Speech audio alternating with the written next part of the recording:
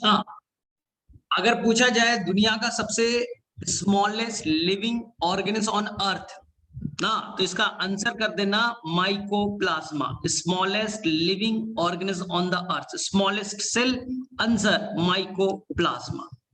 ठीक है, ये क्या है, एक प्रोकैरियोट्स है। जैसे प्रोकैरियोट्स के अंदर केवल हम लोग बैक्टीरिया बोल देते हैं, ब्लू ग्रीन एल्गी बोल देते हैं, लेकिन उसके अंदर एक और ग्रुप है जिसका नाम है माइकोप्लाज्मा। इसी का एक और नाम है पीपीएलओ। पीपीएलओ जब तुम देखोगे एनसीईआरटी में तो एक वर्ड मिलेगा, पीपीएलओ का फुल फॉर्म याद रखना है, प्लूरो निमोनिया लाइक ऑर्गेनिज्म ना। इसके अंदर में क्या स्पेशल फीचर, इसके अंदर सेल वॉल नहीं होता, इसके अंदर सेल वॉल नहीं है। अगर सेल वॉल नहीं है तो ये फ्लेक्सिबल है, अपने शेप को चेंज कर सकता है, अपने शेप को चेंज कर सकता है, इसलिए इसे कहते हैं joker of micro organism, joker of micro organism या मोनेरा कह सकते हो, जोकर ऑफ माइक्रो ऑर्गेनिज्म। ये माइक्रो ऑर्गेनिज्म का जोकर के तरह होता है, सबसे छोटा ऑर्गेनिज्म। एक चीज याद रखना है, सेल वॉल एब्सेंट है, ये याद रखना है। और तुम्हें मैंने बोला था कि एक एंटीबायोटिक्स होता है पेनिसिलिन, पेनिसिलिन सेल वॉल को तोड़ देता है। तो इसके अंदर से क्या पेनिसिलिन क्या इसके अंदर सेल वॉल है? इसके अंदर तो सेल वॉल ही नहीं है। तो अगर इसके ऊपर पेनिसिलिन डालोगे तो कोई फर्क पड़ेगा? सर नहीं पड़ेगा, इसलिए पेनिसिलिन रेजिस्टेंट हो जाएगा। अरे सेल वॉल है ही नहीं और पेनिसिलिन सेल वॉल को तोड़ता है, तो सेल वॉल का है ही नहीं तो टूटेगा क्या? तो पेनिसिलिन का कोई इफेक्ट नहीं पड़ेगा। हाँ, लेकिन दूसरे एंटीबायोटिक्स है जैसे कि कैनामाइसिन, स्ट्रेप्टोमाइसिन, क्लोरामफेनिकोल, बहुत सारे एंटीबायोटिक्स होते हैं ना, उनका काम होता है प्रोटीन बनाने को रोकना। तो इसके अंदर में सेल वॉल नहीं है, प्रोटीन तो बनता ही होगा, और प्रोटीन बनाने के मैकेनिज्म को तोड़ देंगे तो बाकी एंटीबायोटिक्स इस पे काम करेगा, लेकिन केवल पेनिसिलिन नाम का एंटीबायोटिक्स इस पे काम नहीं करेगा। एक चीज याद रखा। और ये प्लांट को भी बीमारी कॉज कर सकता है, एनिमल को भी कर सकता है, प्लांट और एनिमल दोनों को बीमारी कॉज कर सकता है ना। तुम्हें नहीं जानना है, अभी बस एक लाइन की, किसी प्लांट पे ये अटैक करता है तो प्लांट में खूब सारे ब्रांच बन जाते, खूब ब्रांच बन जाते, खूब ब्रांच बन जाते, हाँ खूब ब्रांच बन जाते। तो जब रात में कोई देखेगा उस प्लांट को, खूब सारे ब्रांचिंग हो गए, बड़े बड़े ब्रांच बन गए, तो वो दिखेगी कैसी, एक भूतनी की तरह दिखेगी। तो इसलिए एक बीमारी से कहा गया चुड़ैल की तरह दिखेगी, which is broom on plant, which is broom ना, झाड़ू नुमा स्ट्रक्चर हो गया प्लांट में पूरा, तो लगेगा रात में कोई देखेगा तो बोलेगा अरे भाई ये तो कोई भूतनी है, कोई चुड़ैल खड़ी है। तो एक बीमारी कहते हैं which is broom on plant. ठीक है, हमारे ऊपर में भी कुछ अटैक करता है। तो ये इतना सफिशिएंट है माइकोप्लाज्मा के बारे में। चार चीजें, दुनिया का सबसे छोटा ऑर्गेनिज्म माइकोप्लाज्मा, एक और नाम पीपीएलओ, सेल वॉल नहीं है, शेप चेंज कर लेगा, तो जोकर नाम दे दिया, जोकर नाम दे दिया।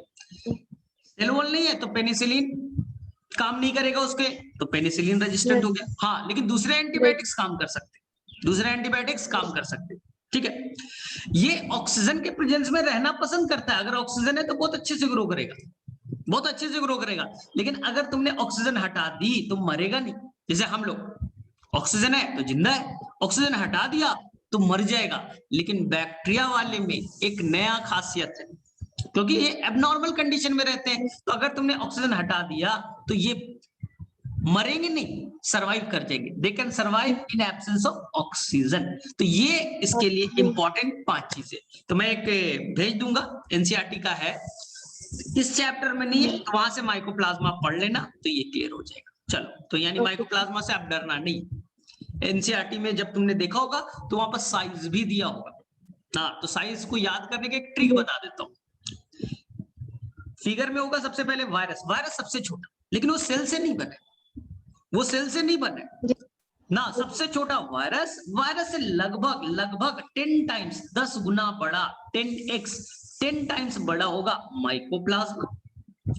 और माइकोप्लाज्मा से लगभग लगभग मैं बात कर रहा हूं 10 गुना बड़ा होगा नॉर्मल बैक्टीरिया, और नॉर्मल बैक्टीरिया से 10 गुना बड़ा होगा हमारे cell eukaryotic cell, eukaryotic cell ना, तो लगभग 10 का। तो थोड़ा एक आइडिया बिल्डअप हो गया। तो पूछा जाएगा सबसे छोटा सेल कौन है, तो आप वायरस मत कर देना, वायरस नहीं कर देना, क्योंकि वायरस तो सेल ही से नहीं बना है। वायरस का कैरेक्टर में मैंने बताया तो सेल से नहीं बना होता है। सबसे छोटा सेल अगर पूछा जाए तो माइकोप्लाज्मा। कैसे याद करना है? सबसे छोटा वायरस, वायरस से 10 टाइम्स माइकोप्लाज्मा, उससे 10 गुना बड़ा बैक्टीरिया, उससे 10 गुना बड़ा हमारे सेल ना। और एक डेटा और याद करना है, साइज सबका याद नहीं करना है, नॉर्मल साइज ऐसे याद करो कि जो प्रोकैरियोट्स है उनका लगभग साइज होगा 10 माइक्रोमीटर से छोटे होंगे, माइक्रोमीटर से छोटा होगा। हाँ, अलग अलग में थोड़ा वेरी करता है, 1 to 10 कहीं लिख देंगे, कहीं पे 7 लिख देगा, वेरी करेगा। और यूकैरियोट्स का लगभग 10 to 100 मान लीजिए, 10 to 100 के आसपास मान लीजिए ना, हम लोग उनसे लगभग 10 टाइम्स बड़े, तो ये याद रखना। चल नेक्स्ट क्वेश्चन क्या था बोलो। Next question, centriole, difference between centriole and central zone. ठीक है, ये एनिमल सेल, ये डिटेल में भी पढ़ना है, ये एनिमल सेल ना, ये न्यूक्लियस। न्यूक्लियस के पास में एक सेल ऑर्गेनेल होता है ना, जो रॉड लाइक होगा, इस तरह का होगा, रॉड लाइक होगा, इसे कहेंगे सेंट्रियोल। सेंट्रियोल, इसे क्या कहेंगे? सेंट्रियोल कहेंगे। ठीक है, ये केवल एनिमल सेल में होगा, ये केवल एनिमल सेल में होगा। और ये सेंट्रियोल पेयर में होंगे, एक नहीं है, पेयर में, और दोनों एक दूसरे के परपेंडिकुलर, यानी एक यहां है तो एक यहां है, एक दूसरे के परपेंडिकुलर हो गए। और ये बाहर से कुछ फ्लूइड से कवर्ड रहेंगे, कुछ फ्लूइड से कवर्ड रहेंगे। तो फ्लूइड और pair of centriole collectively known as centrosome. तो सेंट्रोजोम क्या हुआ, इससे सीखो। सेंट्रोजोम करता क्या है, इस पे अभी बाद में बातें करते हैं। सेंट्रोजोम होता क्या है, तो मैंने पहले बोला एक सेंट्रियोल बनाया, एक और सेंट्रियोल बनाया, दोनों एक दूसरे के परपेंडिकुलर, और they are associated with the fluid. ठीक है, इस फ्लूइड का बहुत सारा नाम है, काइनोप्लाज्म भी कहते हैं, काइनोप्लाज्म भी कहते हैं। ठीक है, अब दोनों कलेक्टिवली क्या कहलाएगा, सेंट्रोजोम। सर काम क्या है? सेंट्रोजोम का काम है सेल डिवीजन में हेल्प कर। ये केवल एनिमल सेल में पाया जाएगा, पहला चीज केवल कहां पाया जाएगा, एनिमल सेल में। प्लांट के अंदर एब्सेंट, प्लांट के अंदर में क्या होगा, एब्सेंट होगा। काम क्या है, काम क्या है, तो ये सेल डिवीजन में हेल्प करेगा।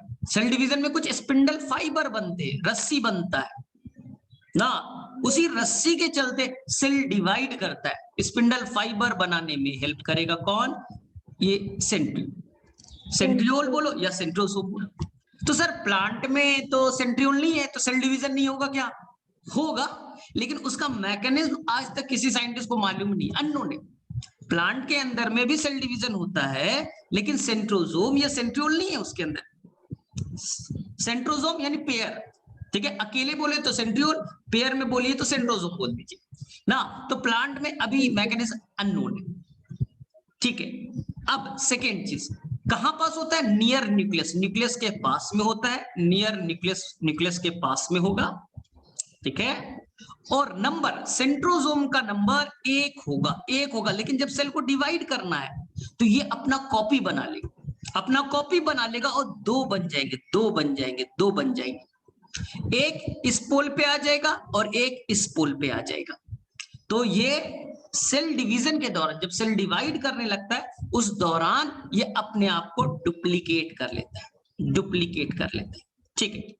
एक और चीज, जो सेंट्रियोल है, सेंट्रियोल को काट करके देखिएगा, यहां से हमने कट करके देखा, ऐसे काट करके देखा, तो अंदर में कुछ काट व्हील, बैलगाड़ी के चक्के की तरह दिखेगा, काट व्हील लाइक स्ट्रक्चर, बैलगाड़ी के चक्के की तरह दिखेगा, काट व्हील लाइक स्ट्रक्चर। ठीक है, हाँ नीट में आएंगे, थोड़े डिटेल में जाएंगे तो कुछ 9+2 वगैरह मैं बताऊंगा, लेकिन अभी नहीं जाना। चलो और बोलो। Genomic DNA. अच्छा, जीनोमिक डीएनए, देखो जीनोमिक डीएनए तो तुम्हें पहले ही बताया। जेनेटिक मटेरियल कौन है, हमारा जेनेटिक मटेरियल क्या है, हम अपने मम्मी पापा की तरह दिखते हैं। क्यों, मम्मी पापा ने हमें कुछ दिया है, इसी को जेनेटिक मटेरियल कहते हैं, इसी को जीनोम कहते हैं। इसी को जेनेटिक मटेरियल बोलिए, जीनोम कहिए, तो वो डीएनए उसी का नाम है जीनोमिक डीएनए। सबसे सिंपल है डीएनए को पहचानने का तरीका। तुम अपने आप को आईने के सामने खड़ा कर लो, तुम्हारा जो नाक कैसा दिख रहा है, आंख कैसा दिख रहा है, बाल कैसा दिख रहा है, स्किन कैसा दिख रहा है, जो हर चीज दिख रहा है ना, वो क्यों दिख रहा है? क्योंकि तुम्हारे अंदर स्पेशल कुछ केमिकल है। उसी केमिकल का नाम है डीएनए, जो आपके मम्मी पापा से मिला है और आप आने वाली जनरेशन में अपने बच्चों को दे दीजिएगा, तो आपका बच्चा आपकी तरह दिखेगा, आप अपने मम्मी पापा की तरह दिख रहे हैं। तो इसी डीएनए का एक और नाम है जीनोम, तो इसीलिए वर्ड एक यूज करते थे जीनोमिक डीएनए। अब पूछा जाएगा डीएनए रहता कहाँ है, तो उसका आंसर में गड़बड़ नहीं करना है। ये कहाँ रहता है? मेनली न्यूक्लियस में ही रहेगा। मेनली कहाँ रहेगा? न्यूक्लियस में ही रहेगा। ये न्यूक्लियस है, न्यूक्लियस में ही रहेगा। लेकिन कुछ डीएनए बताया होगा, कुछ डीएनए माइटोकॉन्ड्रिया और प्लास्टिड के अंदर भी पाए जाते हैं। यानी हमारे अंदर में 99% से ज्यादा डीएनए न्यूक्लियस में है, लेकिन कुछ डीएनए जो है वो माइटोकॉन्ड्रिया और प्लास्टिड में भी पाया जाता है। चलो और बोलो। सर एक सेकंड में एक्चुअली कॉल आ रहा है, तो थोड़ा सा बस एक सेकंड सर। ठीक है। चलो और बोलो सर। और फिर gram positive and gram positive, gram negative. ठीक है, ध्यान से ये लैब में करवाया जाएगा, आसान है समझना चीजों को। सबसे पहले एक स्लाइड ले लो, सबसे फर्स्ट स्टेप आप एक स्लाइड ले लीजिए। ये एक टेक स्लाइड मिल जाता है, जैसे जो पैथोलॉजी जो लैब होते हैं वहां पर छोटा सा एक ग्लास का एक शीशे का मिल जाता है, इसे स्लाइड कहते हैं। उसके ऊपर में बैक्टीरिया को स्प्रेड कर दो। सिंपल है, कर्ड ले लो, दही ले लो, कर्ड ले लो, दही ले लो, दही के अंदर भी बैक्टीरिया ही तो होते हैं, ठीक है। और उसको उस स्लाइड पे स्प्रेड कर दो, स्प्रेड कर दो। तो यहाँ आपने स्प्रेड कर दिया, ठीक है। पहला स्टेप, टेक ए स्लाइड, उसके ऊपर में बैक्टीरिया को स्प्रेड कर दो। अब उसके अंदर में एक डाई मतलब कलर यूज करो, इसी को स्टेन कहते हैं, इसलिए नाम है ग्राम स्टेनिंग ना। यहाँ पे कलर यूज करेंगे जिसका नाम है क्रिस्टल वायलेट। क्रिस्टल वायलेट एक आप डाई यूज कीजिएगा, क्रिस्टल वायलेट डाल दिया ना। डालने के थोड़ी देर के बाद में उसमें कुछ ड्रॉप, थोड़ा सा ड्रॉप डाल दीजिए आयोडीन का, आयोडीन सॉल्यूशन, आयोडीन डाल दीजिए। तो सबसे पहले क्या डाला था स्टेप 1 में? क्रिस्टल वायलेट ना, जो बैगनी कलर का दिखेगा, ब्लू कलर का दिखेगा, पर्पल कलर का दिखेगा, उसमें आयोडीन डाल दिया। तो आयोडीन और क्रिस्टल वायलेट मिलकर के एक कॉम्प्लेक्स बना देंगे, CVI, crystal violet iodine complex, crystal violet iodine complex. अब आपको क्या करना है? माइक्रोस्कोप में जाकर के देखिए, माइक्रोस्कोप में जाके देखिए। तो आप माइक्रोस्कोप में देखिएगा तो सारे के सारे स्लाइड में जो बैक्टीरिया हैं वो ब्लू कलर के, पर्पल कलर के दिखेंगे, ब्लूइश कलर के, पर्पल कलर के दिखेंगे ना, सारे बैक्टीरिया दिखेंगे। बोले ठीक है। अब क्या करना है? अब आपको स्टेप नंबर 5 आपको वॉश आउट करना है, धोना है उसको। तो नॉर्मल वाटर से नहीं धोते हम लोग, एक केमिकल से धोएंगे जिसका नाम है इथाइल एल्कोहल। हम इथाइल एल्कोहल से उसे वॉश आउट करेंगे। ये इथाइल एल्कोहल है, उसके हेल्प से हमने उसे वॉश आउट कर दिया, धो दिया। तो इथाइल एल्कोहल के हेल्प से जब धोगे ना, तो इसमें क्या होगा? कुछ बैक्टीरिया अपने क्रिस्टल वायलेट आयोडीन का कॉम्प्लेक्स था, यानी अपना जो कलर था पर्पल कलर का, ब्लू कलर का, उसको मेंटेन रखेगा।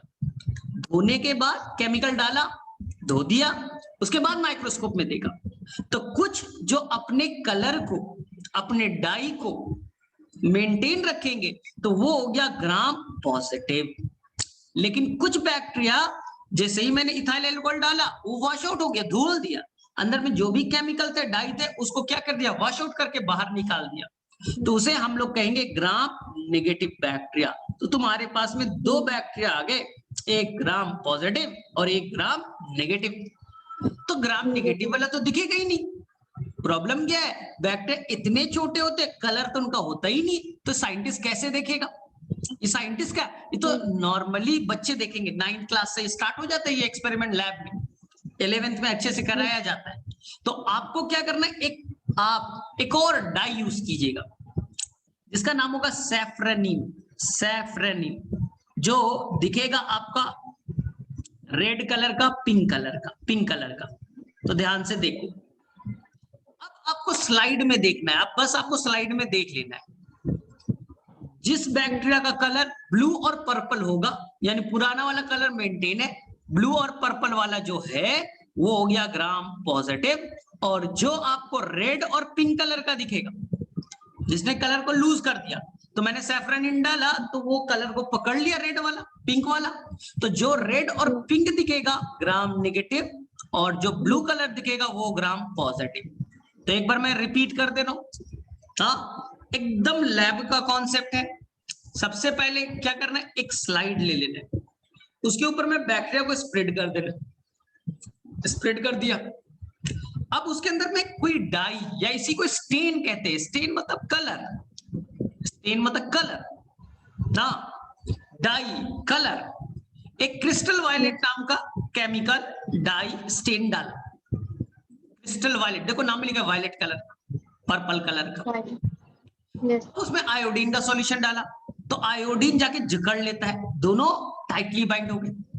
तो जब आप देखोगे माइक्रोस्कोप में तो सारे के सारे बैक्टीरिया कैसे दिखेंगे, ब्लू, पर्पल, वायलेट कलर के दिखेंगे, ठीक है।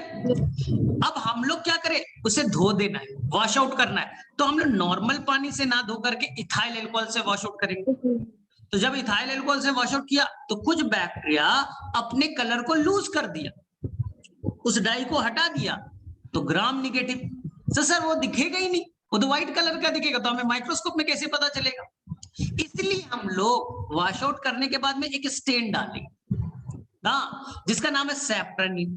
तो जिसने अपना डाई को निकाल दिया था वो रेड कलर के सैफ्रनिन को पकड़ लेगा, वो पिंक और रेड कलर का दिखेगा, ठीक है। और जिसके अंदर में ऑलरेडी क्रिस्टल वायलेट आयोडीन वाला कंपोनेंट है वो कैसा दिखेगा, वो ब्लू कलर का, पर्पल कलर का दिखेगा। तो जिसने अपने कलर को मेंटेन रखा पॉजिटिव, जिसने कलर को लूज कर दिया नेगेटिव।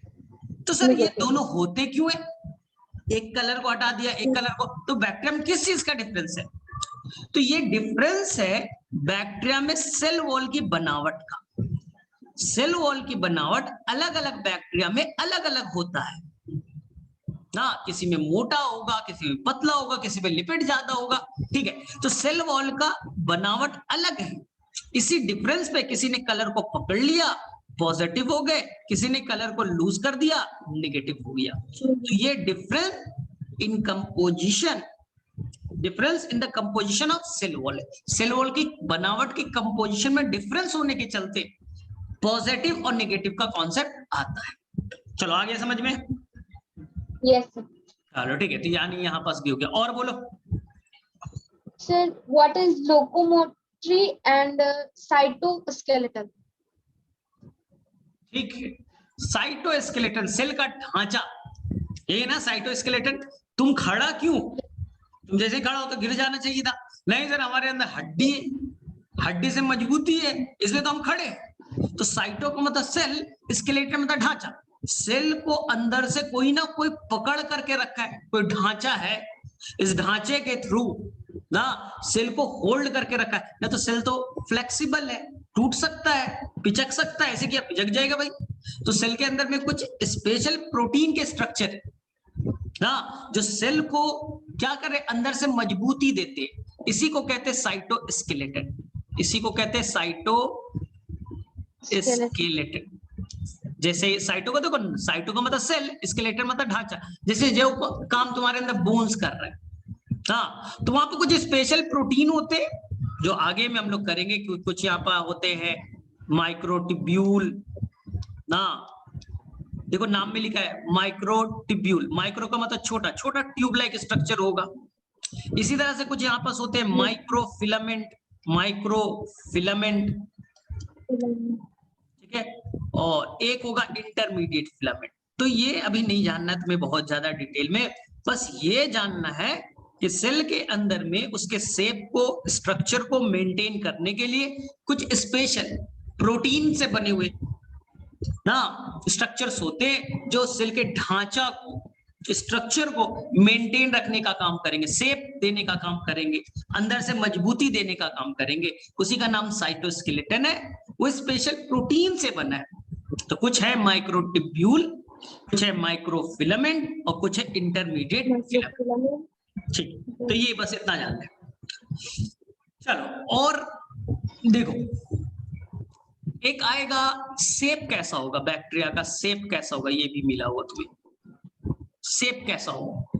तो अगर शेप स्फेरिकल हो, ऐसा हो, तो इसे हम लोग कहेंगे कोकस।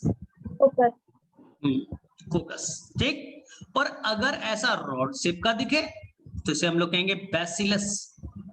बैसिलस मोस्ट कॉमन शेप यही होगा, रॉड शेप, बैसिलस वाला, ठीक है।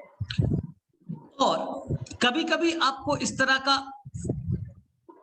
दिखेगा ना, फिलामेंटस की तरह दिखेगा, ठीक है। और कभी आपको इस तरह से कॉमा शेप का दिख जाएगा, इसे हम लोग कहेंगे विब्रियो। तो वहां पर तुम्हें 4 तरह का दिखा होगा, याद करो। एक स्फेरिकल दिखा होगा कोकस, एक आपका रॉड शेप दिखा होगा बैसिलस, एक स्पाइरल शेप का फिलामेंटस दिखा स्पाइरिलम, और एक कॉमा शेप का दिखेगा जिसे आप कहोगे विब्रियो। तो ये 4 तरह के शेप होते हैं। मोस्ट कॉमन कौन होगा? बैसिलस होगा, बस। तो ये 4 शेप याद रखना है। हाँ, कभी कभी क्या होता है कि ये अकेला एक फोकस है, कभी कभी ये 2 फोकस एक साथ आ गए, कभी कभी 2 से ज्यादा फोकस एक साथ आ गए चेन के फॉर्म में, और कभी कभी ये गुच्छों की तरह, जैसे अंगूर में गुच्छा होता है, उस अंगूर के गुच्छे की तरह ये दिखने लगेगा। तो यहाँ पर अलग अलग तरीके से होते हैं। तो यहाँ पास ये अकेला एक है तो इसका नाम हो गया मोनोकोकस, अकेला है तो ये हो गया मोनोकोकस। यहाँ पर 2 एक साथ जुटे तो नाम हो गया डिप्लोकोकस, नाम हो गया डिप्लोकोकस। और यहाँ पर चेन के फॉर्म में एक साथ जुड़े तो इसका नाम हो गया स्ट्रेप्टोकोकस। स्ट्रेप्टोकोकस क्या होता है? तो चेन के फॉर्म में होगा। और यहाँ पर गुच्छों में तो इसे हम लोग कहेंगे स्टेफाइलोकोकस। गुच्छों में है तो नाम हो जाएगा स्टेफाइलोकोकस। लेकिन जब तुम पढ़ोगे तो कोकस वर्ड की जगह कोकाई वर्ड यूज मिलेगा, क्योंकि प्लूरल हो गया ना। जैसे डिप्लोकोकाई ज्यादा अच्छा है ना, 2 कोकस वाले तो प्लूरल हो गया कोकाई। स्ट्रेप्टोकोकाई वर्ड यूज करेंगे, स्टेफाइलोकोकाई वर्ड यूज करेंगे, कहीं पे स्टेफिलोकोकस केवल वर्ड यूज कर देंगे, कोई टेंशन, ठीक है। अब बैसिलस में भी सेम, ये अकेला है मोनोबैसिलस, ये 2 ऐसे ऐसे हैं तो डिप्लोबैसिलस। अगर 2 से ज्यादा चेन के फॉर्म में तो क्या हो जाएगा? स्ट्रेप्टोबैसिलस। और यहाँ स्टेफाइलो नहीं होगा, स्टेफाइलो वाला गुच्छा वाला नहीं होगा। और स्पाइरिलम का फर्दर कोई ग्रुप नहीं है, इसका कोई फर्दर क्लास नहीं ना।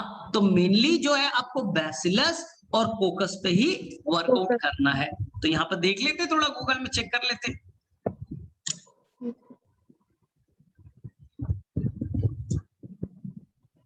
Structure of bacteria.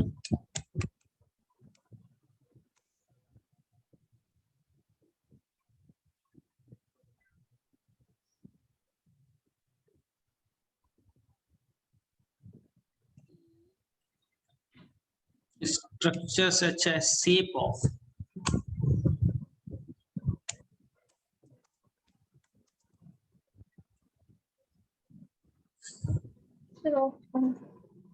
देखते हैं यहाँ मेरे में से, यहाँ पास तुम्हें दिख जाएगा ना, यहाँ पर बहुत अच्छे से क्लियरली तुम्हें दिखना चाहिए, ठीक है। तो यहाँ पास कई सारे आपको दे रखे, वही रॉड शेप का ना, स्पाइरल शेप का है। तो यहाँ पर वही है, उस बेसिस पे आपको बस याद रखना है, सिंपल सा, जितना सिंपल याद रखो उतना बेटर है, ठीक है। तो अलग अलग आपको दिख जाएगा। और कोई अच्छा सा फिगर दिखे भाई ये कई सारे आपको फिगर दिख जाएंगे, यहाँ पर सिंपल सा दे रखा है। स्फेरिकल होगा तो कोकस कहेंगे, रॉड शेप होगा तो बैसिलस कहेंगे, स्पाइरल शेप होगा तो स्पाइरिलम कहेंगे, कॉमा शेप होगा तो विब्रियो कहेंगे। चलो बस इतना याद रखना। और यहीं पास टेक्निक एक बताया था, ग्राम स्टेनिंग टेक्निक।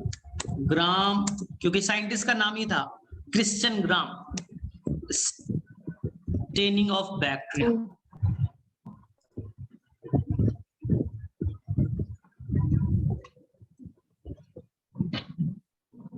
यहाँ पर पूरा स्टेप जैसे मैंने तुम्हें बताया वैसे ही स्टेप वगैरह दे रखे हो, तो ना यूट्यूब पे जाकर के एनिमेशन देख सकते हो, छोटे मोटे जो एनिमेशन वाले होते हैं, 1-1, 2-2 मिनट के।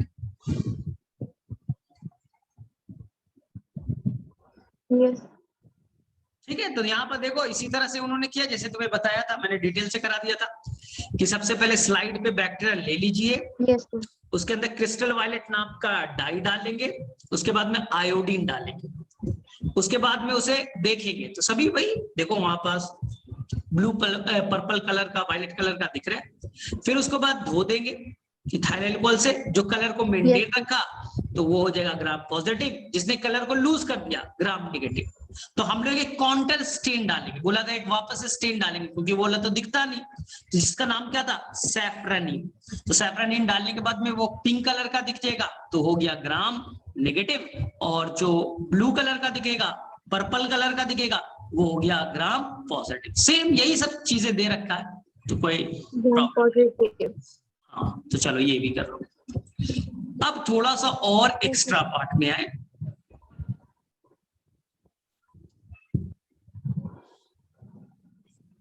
ठीक है। अब बैक्टीरिया में मैंने बोला था कि फ्लैजेला होगा,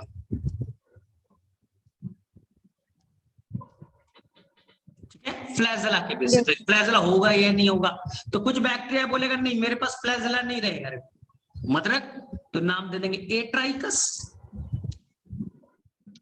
एट्राइकस।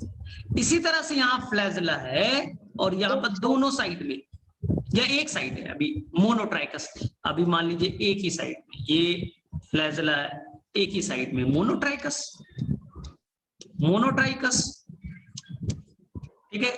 इसी तरह से यहाँ पास है, यहाँ पर दोनों साइड में, बोथ साइड है, तो नाम हो जाएगा एम्फीट्राइकस, एम्फीट्राइकस, ठीक है। और इसी तरह से एक साइड में एकदम गुच्छों में, गुच्छों में, गुच्छों में, तो यहीं पास कुछ वर्ड आ जाएगा लोफोट्राइकस, लोफोट्राइकस, ठीक है। और अगर ये पूरे सरफेस पे, पूरे सरफेस पे, पूरे सरफेस पे, तो इसका नाम हो जाएगा पेरीट्राइकस, पेरीट्राइकस ना। तो एक बार सिंपल सा याद रखना, ज्यादा डिटेल भी नहीं है कि फ्लैजेला तो है लेकिन क्या एक है या नहीं है, नहीं है। तो मैंने बायो में हमेशा बोला, हमेशा ए का मतलब क्या होगा, नॉट, है ही नहीं फ्लैजेला, एट्राइकस। लेकिन केवल एक है तो नाम दे दीजिए मोनोट्राइकस। अगर दोनों तरफ एक एक है, एम्फी का मतलब क्या होता है, बोथ एम्फीबियंस, पानी में भी रहता है, जमीन पे भी रहता है, ठीक है।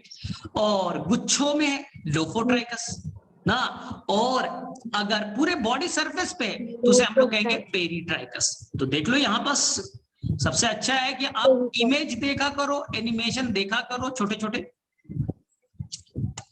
Bacteria on the position of flagella.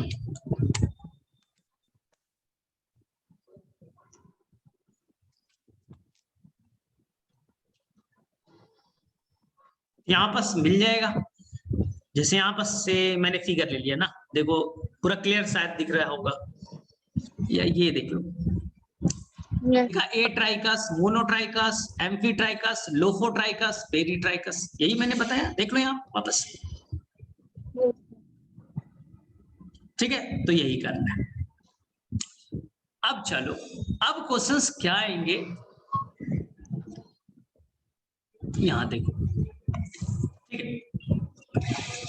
अब क्वेश्चन क्या आएगा, ये बताओ जो बैक्टीरिया है ना, मान लो एक बैक्टीरिया है जो 20 मिनट में डबल हो जाता है, याद रखना सबसे सिंपलेस्ट बैक्टीरिया जिसपे सबसे साइंटिस्ट सबसे ज्यादा रिसर्च किया, सबसे जो कॉमन है, सबसे ज्यादा उस पर रिसर्च हुआ है, उसका नाम है ई कोलाई। पूरा नाम सुना है? एस्चेरिचिया इसे कोलाई कहते हैं। ई कोलाई शॉर्ट में बोलते हैं। हमारे पेट में भी रहता है, हमारे इंटेस्टाइन में भी रहता है, हमें कुछ विटामिन वगैरह वो देता है, हमें नुकसान नहीं पहुंचाता। ई कोलाई नुकसान नहीं पहुंचता, लेकिन बहुत ज्यादा हो जाए तो नुकसान दे।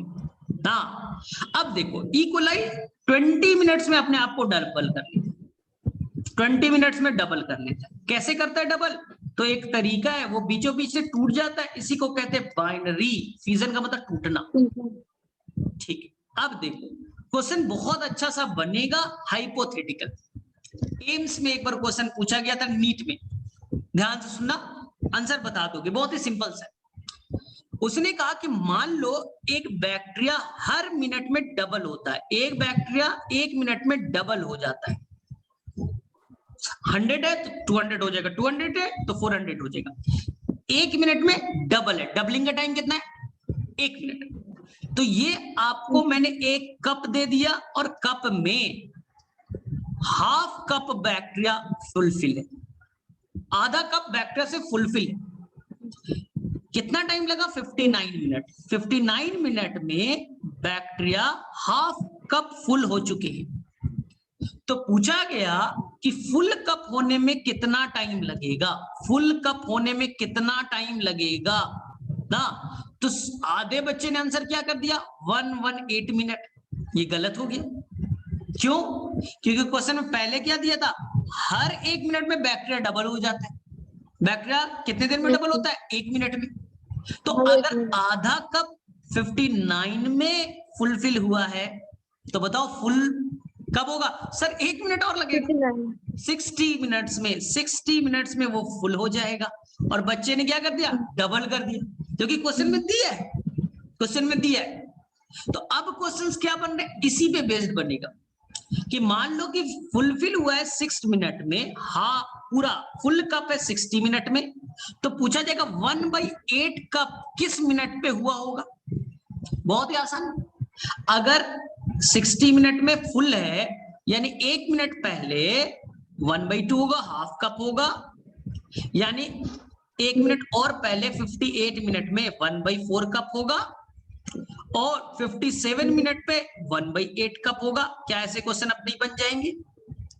जब दिया है कि 60 मिनट में पूरा फुल है, तो बताइए 1/8 कप कब हुआ होगा? बोले बड़ा आसान, अरे आधा 1 मिनट पहले तो आधा होगा, उससे 1 मिनट पहले 1/4 होगा, उससे 1 मिनट पहले 1/8 होगा।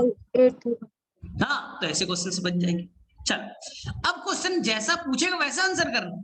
क्वेश्चन में गिवन होगा सारा चीज। बोल रहा है कि बैक्टीरिया 20 मिनट में डबल होता है। क्वेश्चन ये पूछा कि बैक्टीरिया 20 मिनट में डबल हो जाता है, बोले ठीक। और एक कप में तुमने एक बैक्टीरिया रख दिया, एक कप में एक बैक्टीरिया छोड़ दिया, बोले ठीक। और चले गए तुम एक मूवी देखने, एक मूवी देखने के लिए चले गए। मूवी थी 180 मिनट, 3 घंटे की मूवी थी, 3 आवर की मूवी थी। तो जब तुम वापस आओगे तो उस कप में कितना बैक्टीरिया का नंबर होगा?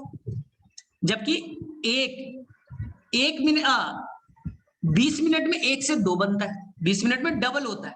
तो बताइए कि 180 मिनट के बाद में उस कप में कितना बैक्टीरिया होगा? तो पहले हम सिंपल वे में बना लें। कप में एक बैक्टीरिया था, 20 मिनट में, 20 मिनट में कितना हो जाएगा? 2, अगले 20 मिनट में 4, अगले 20 मिनट में 8, अगले 20 मिनट में 16, 32, 64, ऐसे करके हम लोग बना दे, ऐसे करके बना सकते। देख लो, निकालते। देखो यहां लग गया कितना? 180 मिनट है ना, 20 मिनट यहां, 40 minute, 60 minute, 80 minute, 100 minute, 120 minute, 140 minute, 160 minute, और अगले 20 मिनट के बाद कितना हो जाएगा? 5/2। आंसर क्या आ गया? 5/2। लेकिन इसका कुछ फार्मूला अगर निकाले तो ज्यादा बेटर है, फार्मूला निकाले तो ज्यादा बेटर है। सर कैसे? सबसे पहले क्वेश्चन में क्या देखना है? कितने मिनट में डबल हुआ, यानी उसे लिख ले जनरेशन टाइम। जनरेशन टाइम कहने का मतलब कितने देर में वो अपने आप को डबल करता है। तो आंसर 20 मिनट, 20 मिनट में वो डबल हो जाता है। जनरेशन टाइम 20 मिनट्स, बोले ठीक। 20 minute generation time. Total time कितना? टोटल टाइम है 180 मिनट, टोटल टाइम है 180 मिनट। हाँ, by generation time, generation time कितना है 20, तो कितना 20 जनरेशन ग्रो किया होगा, फार्मूला निकाला ना। टोटल नंबर ऑफ जनरेशन कैसे निकालेंगे, एक फार्मूला निकाल लिया सिंपल सा मैथमेटिक्स से। टोटल टाइम 180 मिनट, कितने देर में डबल 20, तो कितना नंबर ऑफ जनरेशन हो गया 9। एक formula 2 power 9, total number of bacteria कितना हो जाएगा 2 पावर n, n का नंबर यहाँ कितना है 9 है, 2 पावर 9 कर दिया, आंसर आई थिंक 512 आ जाएगा। आ गया। तो ऐसे क्वेश्चन में कुछ नहीं करना है, कुछ नहीं करना है। फिर से क्वेश्चन बना के देखते। आपको क्या दे रखा है कि एक कप है, इस कप के अंदर एक बैक्टीरिया है, जो बैक्टीरिया 10 मिनट में अपने आप को डबल करता है, 10 मिनट में अपने आप को डबल करता है। तो बोलेगा कि 120 मिनट के बाद कितने बैक्टीरिया होंगे। तो आपको क्या करना है ऐसे क्वेश्चन में, बोले वो टोटल टाइम 120 मिनट दिया है, जनरेशन टाइम 10 दिया है, यानी कि नंबर ऑफ जनरेशन निकल गया कितना 12, n का वैल्यू 12 निकल गया। Total number of bacteria 2 power n यानी 2 पावर 12, आंसर निकाल दीजिए। ठीक है, तो एक फार्मूला हम लोग बना लिया और ऐसे क्वेश्चन में आप गड़बड़ नहीं करना है। ठीक है, ठीक है। तो ये बड़ा इंटरेस्टिंग सा क्वेश्चन होता है और हमेशा नीट के एग्जाम में ऐसे क्वेश्चन आते हैं और बच्चा मैथमेटिक्स नहीं लगाता, इसलिए गड़बड़ हो जाता है, जिसे मैथ्स लगा करके सॉल्व किया जा सकता था। ठीक है, तो यहां तक तुम कर लोगे। अब बताओ, सबसे पहली बार हिस्ट्री वाला पार्ट थोड़ा सा बोरिंग होता है, ठीक है, फिर भी पढ़ लो क्योंकि तुमने पढ़ रखा है ऑलरेडी। सबसे पहली बार सेल को किसने देखा था, रॉबर्ट हुक। रॉबर्ट हुक ने। कब देखा था याद है 1665, रॉबर्ट हुक ने। और वो जो सेल देखा था वो एक्चुअली में वो डेड सेल था, एक्चुअली में वो मरा हुआ सेल था, लिविंग नहीं था। उन्होंने जो सेल देखा तो एक्चुअली में सेल वेल देखा नहीं था, वो सेल वॉल एक केवल ढांचा देखा था, एक हनी कॉम्ब लाइक स्ट्रक्चर देखा था, एक हनी कॉम्ब लाइक स्ट्रक्चर देखा था, बस छोटे छोटे कंपार्टमेंट देखे थे। इसी का नाम उन्होंने दिया था सेला, जो बाद में इसी के नाम पे सेल पड़ गया हो। लेकिन वो सेल कैसा था, डेड था, डेड था, मरा हुआ था, डेड सेल था न। कहां से देखा था, तो प्लांट के जो छाल होते हैं, बाहर का जो कवरिंग होता है, कुछ कॉर्क वर्ड सुना होगा, शैंपेन के बोतल, शैंपेन का जो बोतल होता है ना, उसमें जो ढक्कन होता है वुड का बना हुआ, वही कॉर्क, वही कॉर्क है। तो उसके अंदर में क्या खोखला है। और उन्होंने ये जो भी चीज देखा, उन्होंने एक बुक में इसे पूरी तरह से इस कहानी को लिखा, जिसका नाम था माइक्रोग्राफिया, माइक्रोग्राफिया। उन्होंने एक बुक में सारी कहानी को बताया कि मैंने एक कंपार्टमेंट लाइक स्ट्रक्चर देखा है जो हनी कॉम्ब की तरह दिखता है, मधुमक्खी के छत्ते की तरह दिखता है, अंदर में कुछ भी नहीं था, केवल सेल वॉल दिखता था, कंपार्टमेंट दिखता था, वो डेड सेल था। बाद में पहली बार 1674 में पहली बार लिविंग सेल को देखा गया, पहली बार लिविंग सेल को देखा गया। बताओ किसने देखा था, एंटोन वॉन ल्यूवेनहुक। याद करो, ल्यूवेनहुक ने सबसे पहली बार लिविंग सेल को देखा। सर कहां से देखा और कौन सा सेल देखा, तो उन्होंने पहली बार आरबीसी को देखा, पहली बार उन्होंने गैमेट्स स्पर्म को देखा, पहली बार उन्होंने बैक्टीरिया को देखा, पहली बार उन्होंने प्रोटोजोन्स को देखा, कई सारे सेल्स को देखे वो। हाँ, अपना माइक्रोस्कोप बनाया और डर्टी गंदा पानी तालाब का लाते थे, पॉन्ड का लाते थे और उसमें देखते थे, तो उसमें बैक्टीरिया तो दिख ही जाएगा, प्रोटोजोन्स तो दिख ही जाएंगे। तो पहली बार लिविंग सेल अगर क्वेश्चन में आएगा तो लिवेनिक कीजिएगा, पहली बार सेल केवल पूछा तो रॉबर्ट हुक करेंगे। ठीक है, तो अब इसके बाद में काफी दिनों गैप हो गया, फिर साइंटिस्ट को ज्यादा इसके बारे में नॉलेज नहीं था। फिर एक वर्ड आया सेल थ्योरी, ये पूछा जाएगा, जो दो साइंटिस्ट ने दिया था, याद है, बोलो कौन, स्लेडन एंड स्वान। हाँ, स्लीडन साहब थे बॉटनिस्ट, स्लेडन एंड स्वान। हाँ हाँ, स्लीडन एंड स्वान, ठीक है। स्लीडन साहब थे बॉटनिस्ट, जर्मनी के रहने वाले थे। उन्होंने बोला कि जितना भी मैं प्लांट देखता हूँ सभी एक छोटे से पार्ट से बने, वो सेल से बने। जो भी प्लांट है वो अल्टीमेटली एक छोटे से पार्ट से बना है, सेल से बना है। Cell is the structural part. जैसे हमारा जो घर है ईंट से बना है, इसी तरह से पूरा बॉडी का जो ढांचा वो सेल से बना है। ये किसका मानना था? स्लीडन साहब का। और एक मिल गए बाद में जूलॉजिस्ट, मतलब जो एनिमल्स पे स्टडी करता है जूलॉजिस्ट, और जो प्लांट पे स्टडी करता है उसे बॉटनिस्ट कहते हैं। जूलॉजिस्ट साहब ने बोला कि जितना भी मैं एनिमल देखता हूँ वो भी बच्चा छोटे एक पार्ट से बना होता है। किससे बना होता है? सेल से। यानी कि जो भी है वो सेल से बने। और एक चीज कि प्लांट के सेल में और एनिमल के सेल में एक डिफरेंस भी है।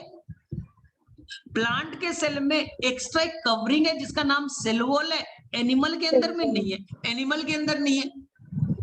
अब दोनों ने अपनी कहानी को जोड़ दिया, दोनों ने अपनी कहानी को जोड़ दिया ना, दोनों की कहानी को जोड़ दो तो पता चला कि प्लांट भी बना है किससे? स्मॉलर पार्ट सेल से। एनिमल भी किससे बना है? सेल से बने। लेकिन cell and their product, sir product समझ में नहीं, हम तो सेल से बने ना। हाँ तुम सेल से बने हो, लेकिन जो बाल है क्या ये सेल है? नहीं, ये सेल नहीं है, ये प्रोडक्ट ऑफ सेल है। अब ब्लड के अंदर जो फ्लूइड पार्ट है वो सेल थोड़ी है। सेल तो आरबीसी है, डब्ल्यूबीसी है, प्लेटलेट्स है। जो ब्लड का फ्लूइड पार्ट है वो तो सेल ने सिक्रीट किया है ना। हड्डी है तो हड्डी के अंदर क्या काली सेल है? नहीं, वो तो वहां पर कुछ सॉल्ट वगैरह है, हाँ मिनरल्स वगैरह है। तो वो तो यानी कि हमारे अंदर केवल सेल नहीं है, सेल एंड देयर प्रोडक्ट। इसमें बच्चा थोड़ा प्रोडक्ट का कहने का मतलब क्या? सिंपल है, बॉडी के अंदर बहुत सारे फ्लूइड है, तो फ्लूइड है, ठीक है, फ्लूइड प्लस सेल के मिलने से हम लोग बने। लेकिन इनकी कहानी एक जगह रॉन्ग हो गई। ये कभी बता नहीं पाए कि नया सेल कैसे बनेगा, how the new cell will form. नया सेल एराइज कैसे होगा, नया सेल कैसे बनेगा, इन्होंने कभी नहीं बताया, कभी नहीं बताया। तो बाद में एक साइंटिस्ट आते हैं जिनका नाम है रुडोल्फ विर्चो। रुडोल्फ विर्चो, उन्होंने बोला कि मैं बताता हूं भाई, देखो बड़ा सिंपल है, नया सेल अपने आप नहीं बनता, जो पुराना वाला सेल है उसी के टूटने से, उसी के डिवीजन से दूसरा नया सेल बनता है। तो सेल विल एराइज, ये न्यू सेल जो है, न्यू सेल है ओल्ड सेल के डिवीजन से, टूटने से बनता है। New cell will arise from pre existing cell, जो पहले सेल था उसी के डिवीजन से, उसके टूटने से नया सेल का फॉर्मेशन होता है। यही कहलाया सेल लीनिएज थ्योरी। ये क्या कहलाया? Cell lineage theory. इसी को पढ़ा होगा तुमने, एक स्पेशल लाइन लिखा गया इसके लिए, cell will arise from pre existing cell, नया सेल पुराने सेल के टूटने से बनता है। इसी को लिखा गया है एनसीईआरटी में, क्या नाम था बोलो? ओमनी सेलुला ई सेलुला, ओमनी सेलुला ई सेलुला। ठीक हो गया। अब क्या हुआ, प्रॉब्लम क्या था सेल थ्योरी में? बता नहीं पाता था नया सेल कैसे बनेगा। रुडोल्फ विर्चो ने उस कहानी को, प्रॉब्लम को सॉल्व किया, हाँ, सेल लीनिएज थ्योरी से दोनों को जोड़ दिया गया, सेल थ्योरी और लीनिएज, रुडोल्फ विर्चो की कहानी। तो अब बन गया मॉडर्न सेल थ्योरी, अब बन गया modern cell theory, modern cell theory जिसे हम फॉलो करते, जिसे हम पढ़ते कि दुनिया का हर ऑर्गेनिज्म सेल से बना है, स्ट्रक्चरल पार्ट सेल है, फंक्शनल पार्ट सेल है, हाँ, cell is the structural and functional part है। हाँ, इसके कुछ एक्सेप्शन है, इसके कुछ गड़बड़ी है। सेल थ्योरी बोलता है कि हर सेल में एक कंट्रोलिंग सेंटर न्यूक्लियस होगा, लेकिन आरबीसी के अंदर तो न्यूक्लियस ही नहीं है, फिर भी वो सेल तो है ना। आरबीसी के अंदर न्यूक्लियस नहीं है, ये बोलता है हर सेल को कंट्रोल करने के लिए न्यूक्लियस चाहिए, नहीं है।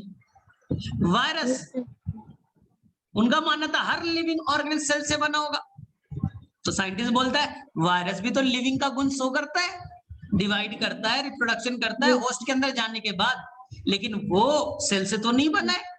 तुम तो बोलते हो लिविंग वही है जो सेल से बना होगा, वायरस तो नहीं बना है, तो कुछ उसकी गड़बड़ियां हैं। तो ये बहुत अच्छे से पढ़ लीजिएगा, हाँ, इस पूरे पार्ट को। अब करना क्या है, ध्यान से सुनो। तुम्हें अभी से एक बुक ले लेना, ऑनलाइन बुक कर लेना, जिसका नाम होगा डॉक्टर अली बुक। मैं भेज दूंगा उसका लिंक। उसका वॉल्यूम 1 अभी ले लो। अगर वॉल्यूम 1 ना मिले, वॉल्यूम 1 में 11th पार्ट है और वॉल्यूम 2 में 12th पार्ट है। तुम्हें 9th क्लास में जो भी सिलेबस होता है वो 11 से मैच करता है। 9th क्लास का जो भी सिलेबस होता है वो 11 से मैच कर जाता है, ठीक है ना। तो तुम्हें क्या करना है, ये अभी से 11th के सिलेबस को फॉलो करना है अभी से ना। तो तुम्हें क्या करना है, वहां तुमने सेल पढ़ा चैप्टर, यहां भी सेल पढ़ा और यहां से क्वेश्चंस बना लिए, क्वेश्चंस बना लिया। तो यहां आज तो मैं इसका पीडीएफ भेज दूंगा, उससे बनाना। लेकिन आप एक ले लो, एक अपना बुक होना चाहिए, वहीं से क्वेश्चन बनाना है। तो आज जाओगे, स्टार्टिंग के 1 to 100 क्वेश्चन लगभग बन जाएंगे। जो नहीं बनेगा लीव करते जाना, लीव करते जाना, छोड़ते जाना, आगे बढ़ते जाओ, बनाते जाओ, बनाते जाओ, हाँ, क्योंकि तुमने पढ़ रखा है। और सेकंड काम क्या करना है, एक तो क्वेश्चन, उससे पहले एनसीईआरटी को अच्छे से पढ़ना है, स्टार्टिंग से 4 पेज जो ये चैप्टर है, उस स्टार्टिंग के 4th पेज को बहुत अच्छे से पढ़ना है। पहले बहुत अच्छे से पढ़ा, उसका वहीं पास स्पेशल पॉइंट को नोट कर लिया और डॉक्टर अली से क्वेश्चंस को बना लिया, बस, काम कुछ नहीं। एनसीईआरटी पढ़ना, रिकॉर्डेड अगर लेक्चर है वापस से सीख लो, रिवाइज कर लो, नोट्स बना लो वहां से वापस से, और उसके बाद में क्वेश्चन सॉल्व करना। इसके अलावा कोई काम नहीं। लेक्चर अच्छे से करो, एनसीईआरटी पढ़ो, क्वेश्चंस बनाओ। तो ये तुम्हारा अभी से पैटर्न चलेगा। तो तुम 9th में ही पूरा 11th कवर कर लोगे, और जब तुम 10th जाओगे पूरा 12th कवर हो जाएगा। तब तुम बहुत अच्छा करोगे मेडिकल के एग्जाम। ऐसा नहीं कि अभी 9th में नहीं, अभी कुछ नहीं, वो तो लेट हो गया। तुम्हारी प्रिपरेशन क्लास 9 से स्टार्ट हो जाती। तुमने 9th किया, 10th किया, तुम्हारा पूरा 11 12 भी खत्म है, तब तुम मेडिकल बहुत जोश के साथ दे सकते हो। तो ये याद रखना, ठीक। तो अभी मैं पीडीएफ भेज देता हूँ। एनसीईआरटी का मैंने पहले से भेज रखा था, उसको अच्छे से पढ़ना है, स्टार्टिंग के 4 पेजेस। और हो सके एनसीईआरटी 11th का आप मंगा लो, 11th एनसीईआरटी बायोलॉजी का आप मंगा लो ऑनलाइन। और डॉक्टर अली बुक ये मैं अभी भेज दूंगा, वो वॉल्यूम 1 मंगा लो। हाँ, मेरे में से वॉल्यूम 1 केवल ना मिले तो दोनों वॉल्यूम मंगा लेना, कुछ दिनों के बाद वो भी काम आ जाएगा, ठीक है। तो बस ये तुम्हारा, चलो, यहाँ बहुत तेज बारिश हो रही है, आई थिंक पता चल रहा होगा।